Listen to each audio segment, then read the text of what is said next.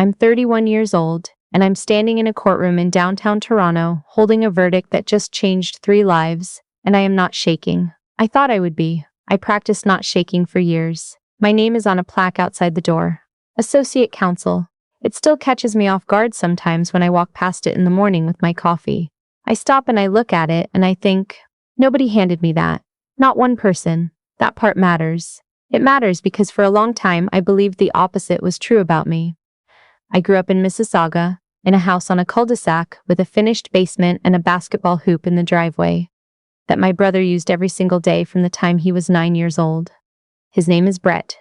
He is 2 years younger than me, and he has my mother's eyes and my father's complete and total devotion. I want to be careful here. I'm not telling this story because I'm angry anymore. I spent a long time being angry and it did nothing useful. I'm telling it because last April, at my uncle's retirement party, I sat across a table from my parents for the first time in 4 years, and I watched my father cry, and I felt something I didn't expect to feel. Not forgiveness, not yet, maybe not ever. Just clarity, like finally understanding the shape of a room you've been standing in your whole life. Let me go back. When I was 11, I won the regional science fair. My project was on water filtration systems. I'd spent 6 weeks on it, staying up past midnight at our kitchen table while my mother sat nearby sometimes, occasionally glancing over, mostly watching the television in the next room. I built a working model out of PVC pipe and charcoal and sand. My teacher, Mrs. Fenwick, called it the most sophisticated entry she'd seen from a student my age. I came home with a first-place ribbon and a certificate and a gift card to Chapters. My mother said, "Oh, that's wonderful, honey," and then called my father into the kitchen to tell him that Brett's hockey coach had called and said he had real potential for AAA tryouts. The ribbon went into a drawer. I'm not sure it ever came out again. I don't think my parents were cruel people. I want to say that before anything else. They weren't mean. They didn't yell at me or tell me I wasn't worth anything. What they did was subtler and, in some ways, harder to name. They were simply much more interested in Brett. His hockey schedule organized our entire family calendar from September through March every single year. Road trips to arenas in Barrie, Sudbury, Kingston. My father drove. My mother packed the car. I either came along and sat in cold rinks doing homework in my lap, or I stayed home with our neighbor who was 70 and mostly watched the shopping channel. I learned early to be self-sufficient. I packed my own lunch. I remembered my own permission slips. I figured out the bus route to my after-school math program when I was 12 because neither of my parents could leave Brett's practice to pick me up. The wall in our hallway was the thing that got me, eventually. My parents had hung photographs there. The kind of family photo wall that you see in every suburban home. Brett in full hockey gear at maybe 10 years old, grinning. Brett and my dad at a Blue Jays game. Brett and my mom at the restaurant for his birthday. Brett at his team's year-end banquet holding a trophy. A few of our school photos mixed in, which I think my mother had put up, mostly out of obligation, but the hockey photos. There were so many of them. And somewhere around when I was 15, I counted. There were 23 photos on that wall. I was in 4 of them, Brett was in 19. I didn't say anything. I just went up and sat on my bed and did what I always did, which was redirect that feeling into something productive. I applied to a summer's enrichment program at the University of Waterloo. I got in. My parents said it was great and asked if I needed them to drive me or if I could take the GO train. I took the GO train.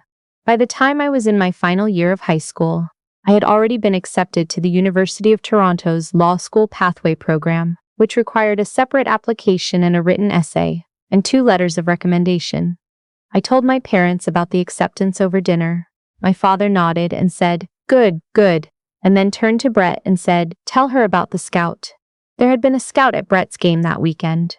A legitimate one, apparently, from a junior league. The next 40 minutes of dinner were about Brett. I finished my food and did the dishes and went to bed. I paid for most of my undergraduate degree myself. I had scholarships, a significant one from the province, 2 smaller ones from the university, and I worked 20 hours a week at a legal aid clinic starting in 2nd year. My parents contributed something in 1st year, a few $1,000s, and I was genuinely grateful for it. But by 2nd year, the hockey-related expenses, Brett had made a rep team that required equipment, travel, league fees, had apparently made things tighter, and the contributions stopped. My mother mentioned it apologetically once on the phone. I told her it was fine. I made it fine. I got into law school. Real law school, Osgoode Hall, which in Ontario means something. I called my parents from my apartment when I got the email. My mother screamed. My father got on the line and said he was proud of me, and his voice cracked a little bit, and I thought, okay, here it is. This is the moment things shift. Then he said, we'll have to celebrate soon. Things are crazy right now with Brett's tournament. I said, of course, no worries. I don't think I fully accepted, until that moment, that things were never going to shift. Law school was the hardest 3 years of my life, and also, strangely, the most free. Nobody there knew anything about me except what I showed them. I made friends. Real ones. People who thought I was funny and sharp and worth having around. I had a study group of 5 people who became the closest thing I'd ever had to a chosen family. We went through articling applications together, cried together, celebrated bar results together. My parents came to visit twice in 3 years, once in first year for a weekend, and they spent most of Saturday watching a Leafs game at a sports bar near my apartment while I graded my first year notes alone. Once in third year, briefly, on their way through Toronto to visit some family friends in Scarborough. My call to the bar was in June. In Ontario, that ceremony is called the Call to the Bar, and it happens at Convocation Hall at the University of Toronto.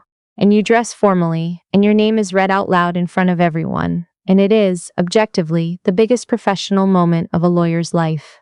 I had worked toward it for 7 years.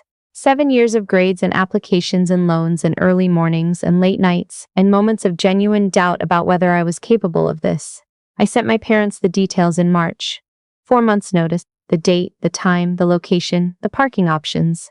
I booked them a hotel 2 blocks away. I paid for it. I didn't want logistics to be a reason they couldn't come. My mother texted back, "So exciting. We'll be there." My father called and left a voicemail that said he wouldn't miss it for the world. I believed them. I think that's the part I find hardest to explain. Even after everything, I believed them. Because I kept thinking, this is different. This is the thing that will be different. This isn't a spelling bee or a science fair or a Dean's List certificate. This is a formal legal ceremony with my name read out loud, and a gown and a moment that you cannot reschedule or replay. I was wrong. 3 days before the ceremony, Brett's junior team made it to a provincial playoff game. It was in Guelph, about an hour outside of Toronto. My mother called me the evening before my call to the bar. I remember exactly where I was. I was sitting on the floor of my apartment, ironing my dress because my ironing board had broken and I hadn't replaced it. She started with, "You know how much we love you," and I set down the iron. She said they were so sorry, they didn't know what to do. The timing was just impossible. Brett had been working toward this his whole life. It was a playoff game. They couldn't miss it. Surely I understood. I was so capable and independent, and I'd be fine. I knew how proud they were. I said, okay. She said, "You're not upset?" I said, "I have to finish getting ready." I hung up and I sat on the floor next to my half-ironed dress and I did not cry. I was beyond crying by then. What I felt was something more final than sadness. It was like a door closing, not slamming, just quietly with a soft click, the kind you hear in a well-built house. Closing. The next morning I got up at 6 and I made myself a proper breakfast and I took the subway to Convocation Hall, and my study group was there, all 5 of them, and one of them had brought flowers. And when my name was called out, I walked across that stage and I shook the hand of the Dean of the Law Society and I thought, I did this. I did every single piece of this. Nobody in my immediate family watched me become a lawyer. Sent my parents a photo later that evening. My group had gone out for dinner at a restaurant on King Street. Nothing extravagant, but one of those meals that becomes a memory. I was in the middle of the table in my gown, laughing at something, and one of my friends had taken the picture without me knowing. My mother replied with 3 heart emojis. My father sent a thumbs up. That night I made a decision. I didn't announce it to anyone. I didn't send an angry message or demand an explanation or stage any kind of confrontation. I simply decided that I was done performing for people who weren't in the audience. I changed my phone number that week. I gave the new one to my study group, my firm's HR department, and my landlord. I didn't give it to my parents. I deactivated my Facebook, which was the only social media either of them used. When Christmas came and I didn't come home, I sent a card, handwritten. A few sentences saying I was well and needed some space and wished them the best. No explanation. No drama. No contact. The next 4 years were the most productive of my life. I made associate at my firm 18 months after articling, which my supervising partner told me was the fastest she'd seen in 15 years. I bought a condo in the annex. I got a cat, a large, disapproving orange cat named for no particular reason except that I wanted one. I started running, slowly badly, then eventually not badly. I took a trip to Iceland with 2 friends and stood under the northern lights at 2 in the morning and felt, for the first time in my life, completely unhurried. Brett did not make the NHL. His junior hockey peaked around 20 and then gradually dissolved into recreational leagues and a job in sales and an apartment in Hamilton. I know this not because anyone told me, but because my cousin mentioned it once, carefully, like she was checking for a reaction. I didn't have one. My uncle, my father's brother, retired last April after 31 years with the same company. His retirement party was at a banquet hall in Oakville, held on a Saturday evening in early spring, when the weather couldn't decide whether it wanted to be winter or not. I went because I love my uncle and his wife, and because they had, quietly and without making it a thing, always made a point of showing up for me. My aunt came to my call to the bar. She was one of the people there that day. I think I never properly told her what that meant. I did not know my parents would be there. I should have assumed it. Of course they would be. It was my uncle's retirement party, but I had managed for 4 years to navigate family events by checking in advance, and this time I hadn't thought to ask. I saw my mother first. She was near the entrance talking to someone I didn't recognize. She saw me and her face did something complicated. Relief and anxiety at once, like someone who has been waiting a long time to see something they weren't sure they deserved to see. My father was at the bar. He turned around and saw me and went very still. I got a drink, sparkling water. I found my uncle and I hugged him, and he held on a moment longer than a regular hug and said quietly into my ear, "I'm glad you're here." I sat with my aunt and her daughters and we talked about her garden and a renovation they were doing on their deck, and it was warm and easy and normal, and I let myself just be in it. My mother approached about 40 minutes in. She sat next to me and she said she was sorry. Those were the first words, just, "I'm sorry." Plain, no hedging. I said I heard her. She said she had replayed the call to the bar so many times. She said she didn't know what she had been thinking. She said Brett's game hadn't even meant anything in the end. They'd lost. And the whole drive back she had thought about me alone on that stage. I looked at her while she talked. She seemed smaller than I remembered, older, which made sense, because she was. She wasn't performing anything. She seemed genuinely sad in the particular way of someone who has understood too late what they did. I said, "I know, Mom." She reached for my hand and I let her hold it for a moment. My father came over later. He didn't sit. He stood at the edge of the table with his hands in his pockets, and he looked at the tablecloth, and he said that he had been wrong, and that he knew saying it now didn't do anything useful, but he needed to say it. His voice broke on wrong. I had imagined this moment 100 times over 4 years. In some versions I was cold. In some versions I cried. In some I had a whole speech ready, every grievance laid out with the precision of a closing argument. What I actually did was nothing dramatic. I said, "I know, Dad. I know you mean that." He looked up at me. I said, "I need you to understand that I'm not the same person I was waiting for you that day. I built a whole life, and that life is good, and it's mine." He nodded and pressed his lips together, and I watched him try very hard not to cry in a banquet hall in Oakville, and he failed quietly, turning away slightly and putting a hand over his face for a moment. I didn't comfort him. Not because I was punishing him, because it wasn't mine to carry. I stayed at the party another 2 hours. I danced with my aunt to a song that had been popular when she and my uncle got married. I ate the entire dessert plate that my cousin put in front of me. I took photos with people who were glad to see me.